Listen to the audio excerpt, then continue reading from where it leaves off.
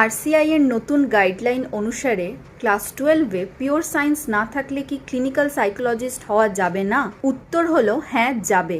যদি তোমার class 12-এ pure science না থাকে বা আর্টস নিয়ে তুমি পড়াশোনা করে থাকো, তাহলেও তুমি সাইকোলজি নিয়ে পড়তে পারবে এবং ভবিষ্যতে ক্লিনিক্যাল সাইকোলজিস্ট হতে পারবে। তাহলে এই নোটিশটা কিসের? চলো দেখা যাক। প্রথমত, এই নোটিশটা ভীষণ অস্পষ্টভাবে লেখা আছে, তাই এত কনফিউশনের ক্রিয়েট হচ্ছে।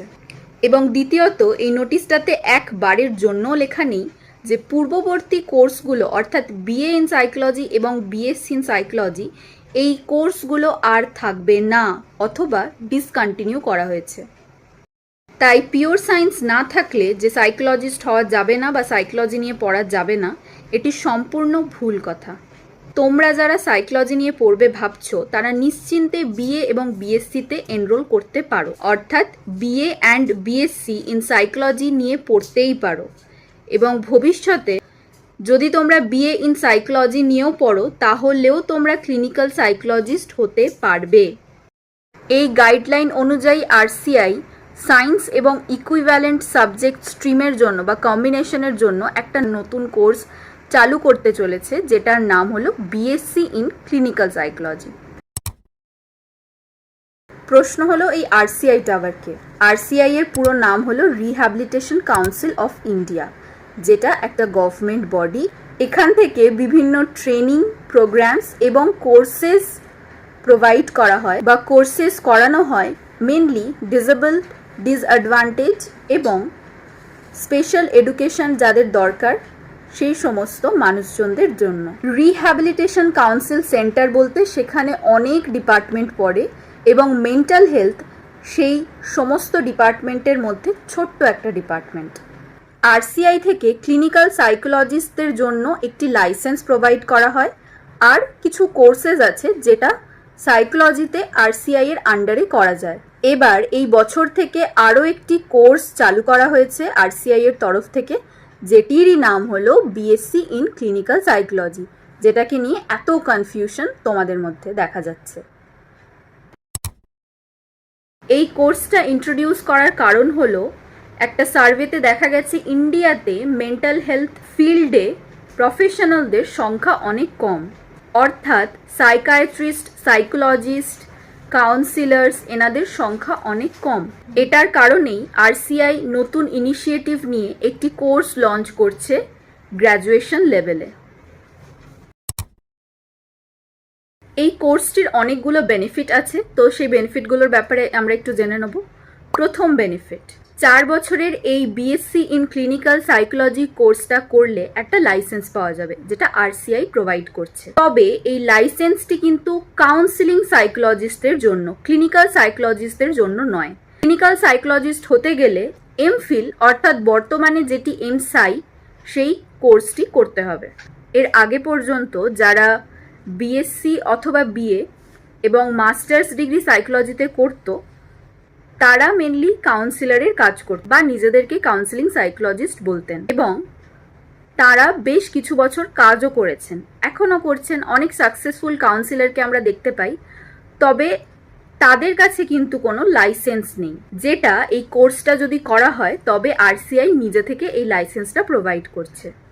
কোর্সটায় মেনশন করা আছে এই কোর্সটাতে 4 বছরে প্র্যাকটিক্যাল এক্সপিরিয়েন্স প্রচুর দেওয়া হবে, অর্থাৎ 60% প্র্যাকটিক্যাল এবং 40% থিওরিটিক্যাল এক্সপিরিয়েন্স থাকবে। এবং একজন প্রফেশনাল ক্লিনিক্যাল সাইকোলজিস্টই এই কোর্সটাতে পড়াতে পারবেন। প্রত্যেকটা ইউনিভার্সিটিতে বিএসসি ইন ক্লিনিক্যাল সাইকোলজি বলে আলাদা একটা ডিপার্টমেন্ট এস্টাবলিশ করতে হবে। আমি আগেই বললাম, এই নোটিশটাতে প্রচুর কিছু কথা উজ্জ্বলভাবে লেখা আছে বা অনেক কিছু ক্ল্যারিফিকেশন এই নোটিশটাতে দেওয়া হয়নি, যেটার কারণে প্রচুর কনফিউশন ক্রিয়েট হচ্ছে। এরকমই কিছু কনফিউশন নিয়ে কথা বলবো, বা এই কোর্সটাতে কি কি ভুল আছে, কি ডিসঅ্যাডভান্টেজেস আছে সেটা নিয়ে কথা বলবো। প্রথম কথা, এখানে এন্ট্রি রিকোয়ারমেন্টে দেওয়া আছে সায়েন্স অথবা ইকুইভ্যালেন্ট সাবজেক্ট হলে তবেই একমাত্র এই কোর্সটাতে এনরোল করা যাবে, যেটির সমর্থন আমি অন্তত করি না। কারণ ভারতবর্ষে অধিকাংশ স্কুলে সাইকোলজিকে হিউম্যানিটিজ অর্থাৎ আর্টসের আন্ডারে ধরা হয়। এবং আর্টসের সাবজেক্টের সাথেই সাইকোলজিকে সাবজেক্ট কম্বিনেশনে দেওয়া হয়। সায়েন্সের সাবজেক্টের মধ্যে সাইকোলজিকে আমরা দেখি না। তাই শুধুমাত্র সায়েন্সের স্টুডেন্টরাই এই কোর্সটাতে এনরোল করতে পারবে এরকম হলে এটা ভীষণ বড় অবিচার করা হবে। বেশিরভাগ স্টুডেন্টই ক্লাস 11 বা 12-এ সাইকোলজি নেয়, কারণ তার স্বপ্নই থাকে ভবিষ্যতে ক্লিনিক্যাল সাইকোলজিস্ট হওয়ার। এই সমস্ত বাচ্চাদের পথটাকে আরও দুর্গম করে দেওয়ার মানেটা কি? ক্রাইটেরিয়াতে যদি এটা রাখা হতো যাদের ক্লাস 11-12-এ সাইকোলজি সাবজেক্টটা ছিল তারাই একমাত্র এই কোর্সটাতে এনরোল করতে পারবে, তাহলেও মানা যেত, কারণ তাদের কাছে অ্যাটলিস্ট বেসিকটা অন্তত আছে সাইকোলজির। সেকেন্ড, বলা হয়েছে পার ইউনিভার্সিটি 30 করে সিট লিমিট থাকছে, অর্থাৎ এই কোর্সটাতে শুধুমাত্র 30 জন ভর্তি হতে পারবে প্রত্যেকটা ইউনিভার্সিটিতে। প্রথম কথা, সাইকোলজি ইন্ডিয়াতে খুব কম ইউনিভার্সিটিতে পড়ানো হয়, তার মধ্যে আবার এই কোর্সটার জন্য শুধুমাত্র 30টা করে সিট। এই কোর্সটা চালুই করা হচ্ছে ইন্ডিয়াতে সাইকোলজি ফিল্ডটাকে আরও এগিয়ে নিয়ে যাওয়া, সাইকোলজি প্রফেশনালদের সংখ্যাটাকে বাড়ানোর। সেখানে 30 জন মাত্র স্টুডেন্ট এই কোর্সটা করতে পারবে, এটা জাস্টিফাইড নয়। Seats should be increased. এই গাইডলাইনে বলা হয়েছে কোর্সটা যে সমস্ত ইউনিভার্সিটিতে চালু করা হবে সেখানে ইন্ডিপেন্ডেন্টলি একটা যেন ডিপার্টমেন্ট থাকে ক্লিনিক্যাল সাইকোলজির জন্য। আর নোটিশটাতে এটাও লেখা আছে অগাস্ট থেকে নাকি এই কোর্সটাকে চালু করার সিদ্ধান্ত তারা নিয়েছে। এখন জুনের শেষ, এই কোর্সটাকে প্র্যাকটিক্যালি কতটা অ্যাপ্লাই করা যাবে অগাস্ট থেকে সেটা একটু চিন্তার বিষয়। প্র্যাকটিক্যাল এক্সপিরিয়েন্সেস দেওয়া হবে মানলাম, কিন্তু একটা বাচ্চা যখন কলেজে ভর্তি হয় তার বয়স থাকে 17 কি 18 বছর, এবং সে যখন এই কোর্সটি কমপ্লিট করে বেরোবে তার বয়স হবে 21 কি 22 বছর। একটা বাচ্চা যে সবে 21 আর 22 বছর বয়স, সে প্র্যাকটিক্যাল এক্সপিরিয়েন্স গেন করেও কতটা এমপ্যাথেটিক বা কতটা ম্যাচিওর হতে পারবে এই বয়সে, এই বিষয়টি একটু চিন্তা করা দরকার। যারা অলরেডি মাস্টার্স ডিগ্রি কমপ্লিট করে অ্যাজ আ কাউন্সিলর খুব ভালো জব করছে এবং বেশ কিছু বছর ধরে তারা এই প্রফেশনে আছে, তাদেরকে কোনো রকম লাইসেন্স প্রোভাইড করা হচ্ছে না। কিন্তু যারা এই 4 বছরের এই কোর্সটা করছে এবং শুধুমাত্র ইউনিভার্সিটি থেকে কিছু প্র্যাকটিক্যাল এক্সপিরিয়েন্স গেন করে, কিছু থিওরিটিক্যাল নলেজ গেন করে তারা যে লাইসেন্সটা পাচ্ছে, এই ডিসিশনটা কি সবার জন্য ফেয়ার হচ্ছে? তোমরা যারা সাইকোলজি নিয়ে পড়বে ভাবছো, তাদের যদি ক্লাস 12-এ সায়েন্স অর ইকুইভ্যালেন্ট সাবজেক্ট থাকে তাহলে তারা অবশ্যই এই কোর্সটা করতে পারো।